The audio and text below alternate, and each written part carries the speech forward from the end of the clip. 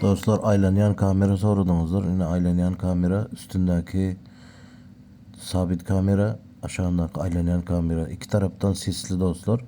Daşar yurttan, Türkiye'den sesim geliyor. Türkmenistan'dan sesini eşitmem biliyorsunuz. Daşar yurtta oturan yerinizde yani kalav kalav ol gidiyor. Hazır koyuşlarından bir güzeli yine şu staya koydurduk klientimiz. 2 saansını ustanak edip verdik. TND firmankı dostlar. Şular yağlı. Suyunda tuttu. Sonra görmek için, iyini görmek için, gepirmek için Daşar yurttan koydurdu. Burası Bataye Cevap Velayeti Turbos dostlar. Sayed etrafının Turbos dayıkan birleşiği.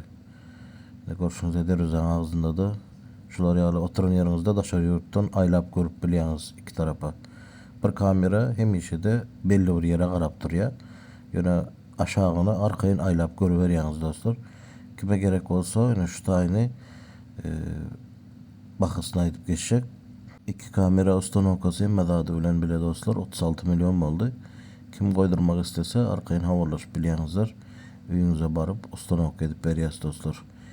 Bunlar patızlar her ikisinde iki kamera var. Cemi 4 kamera oluyor dostlar. Cemi 4 kamera oluyor. İkisi drone yanında duruyor belli o yerde. Yani aşağıcığına arkayın aylap görüp biliyorsunuz edir şular yalı.